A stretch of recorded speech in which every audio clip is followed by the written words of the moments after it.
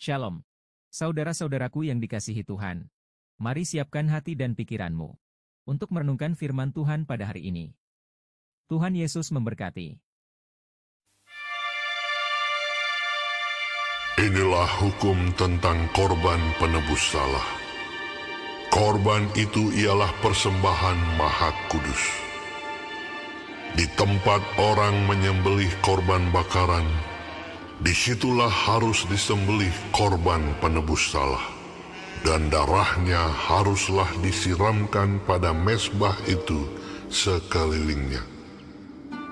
Segala lemak dari korban itu haruslah dipersembahkan, yakni ekornya yang berlemak dan lemak yang menutupi isi perut, dan lagi kedua buah pinggang, dan lemak yang melekat padanya, yang ada pada pinggang, dan umbai hati yang harus dipisahkan beserta buah pinggang itu.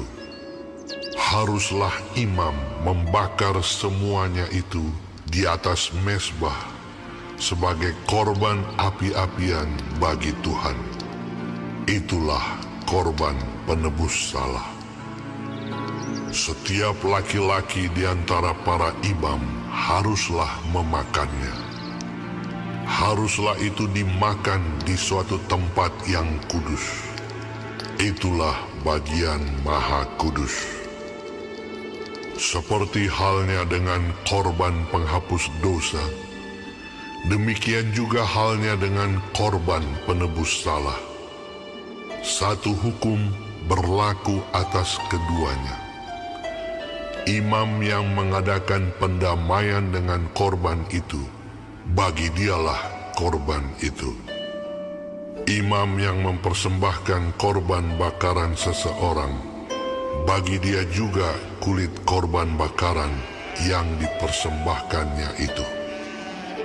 Tiap-tiap korban sajian yang dibakar di dalam pembakaran roti, dan segala yang diolah di dalam wajan dan di atas panggangan adalah bagi imam yang mempersembahkannya.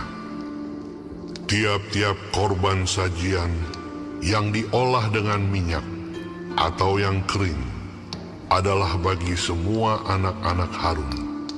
Semuanya dapat bagian. Inilah hukum tentang korban keselamatan yang harus dipersembahkan orang kepada Tuhan. Jikalau ia mempersembahkannya untuk memberi syukur, haruslah beserta korban syukur itu dipersembahkannya roti bundar yang tidak beragi, yang diolah dengan minyak, dan roti tipis yang tidak beragi, yang diolesi dengan minyak, serta roti bundar dari tepung yang terbaik yang teraduk, yang diolah dengan minyak. Ia harus mempersembahkan persembahannya itu beserta dengan roti bundar yang beragi, di samping korban syukur yang menjadi korban keselamatannya. Dan daripadanya, yakni dari setiap bagian persembahan itu, haruslah dipersembahkannya satu roti sebagai persembahan khusus bagi Tuhan. Persembahan itu adalah bagian imam yang menyiramkan darah korban keselamatan. Dan daging korban syukur yang menjadi korban keselamatannya itu haruslah dimakan pada hari dipersembahkannya itu. Sedikit pun daripadanya janganlah ditinggalkan sampai pagi. Jikalau korban sembelihan yang dipersembahkan itu merupakan korban nazar atau korban sukarela, haruslah itu dimakan pada hari mempersembahkannya, dan yang selebihnya boleh juga dimakan pada keesokan harinya. Tetapi apa yang masih tinggal dari daging korban sembelihan itu sampai hari yang ketiga haruslah dibakar habis dengan api. Karena jikalau pada hari yang ketiga masih dimakan dari daging korban keselamatan itu, maka Tuhan tidak berkenan akan orang yang mempersembahkannya, dan korban itu dianggap batal baginya, bahkan menjadi sesuatu yang jijik, dan orang yang memakannya harus menanggung kesalahannya sendiri. Bila daging itu kena kepada sesuatu yang najis, janganlah dimakan, tetapi haruslah dibakar habis dengan api. Tiap-tiap orang yang tahir boleh memakan dari daging korban itu. Tetapi seseorang yang memakan daging dari korban keselamatan yang untuk Tuhan, sedang ia dalam keadaan najis, haruslah nyawa orang itu dilenyapkan dari antara bangsanya. Dan apabila seseorang kena kepada sesuatu yang najis, yakni kepada kenajisan berasal dari manusia, atau kepada hewan yang najis, atau kepada setiap binatang yang merayap yang najis, lalu memakan daripada daging korban keselamatan yang untuk Tuhan, maka haruslah nyawa orang itu dilenyapkan dari antara bangsanya. Tuhan berfirman kepada Musa, "Katakanlah kepada orang Israel, segala lemak dari lembu, domba, ataupun kambing janganlah kamu makan.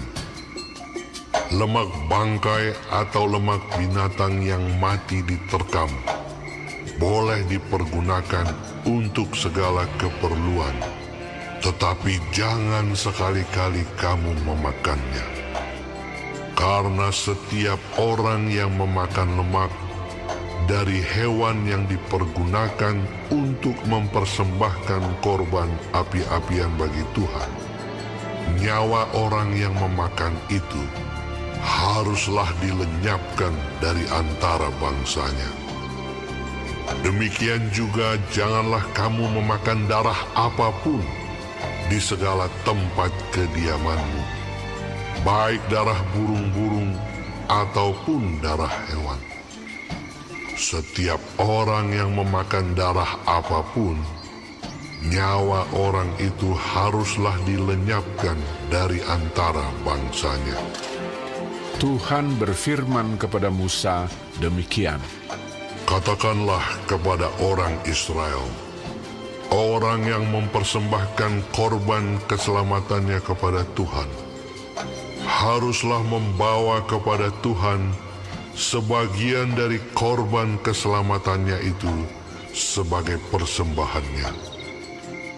Dengan tangannya sendirilah harus ia membawa segala korban api-apian Tuhan.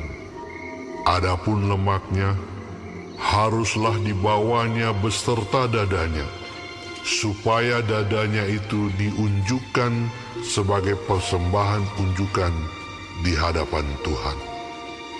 Lalu haruslah imam membakar lemaknya di atas mezbah, tetapi dadanya itu adalah bagian Harun dan anak-anaknya.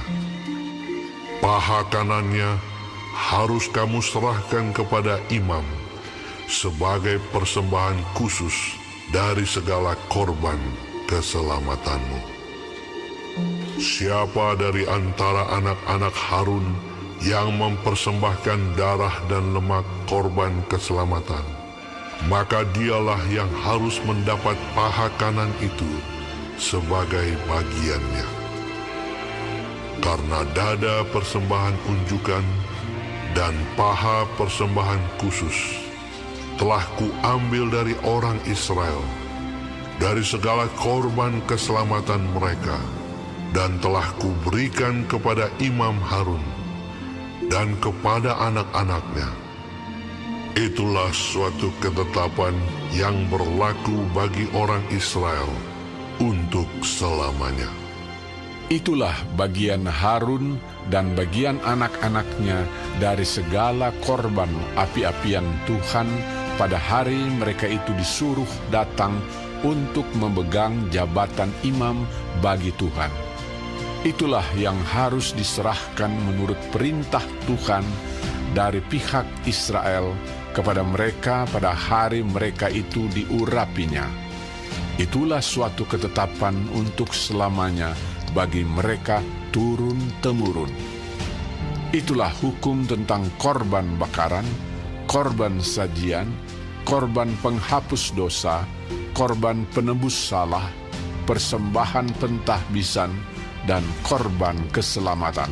Yang diperintahkan Tuhan kepada Musa di atas Gunung Sinai pada hari Tuhan memerintahkan kepada orang Israel mempersembahkan persembahan mereka kepada Tuhan di padang gurun Sinai. Saudara-saudara, Imamat pasal 7 ini masih membahas tentang tugas imam dalam melaksanakan berbagai ritual persembahan kurban. Sama seperti pada persembahan kurban penghapus dosa, hukum yang sama juga mengatur persembahan kurban penebus salah. Kedua kurban itu disebut Maha Kudus. Imam harus ikut memakan kurban tersebut di tempat kudus. Dengan memakannya, sang imam mewakili Tuhan untuk mendamaikan umat. Selanjutnya mengenai persembahan kurban keselamatan.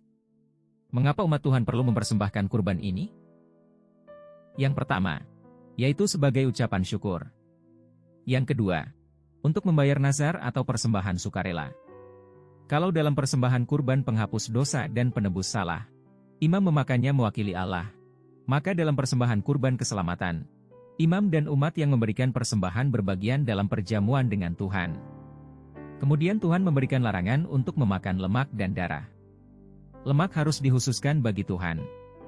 Dan Tuhan memberi larangan untuk memakan darah, kecuali darah ikan dan beberapa jenis serangga.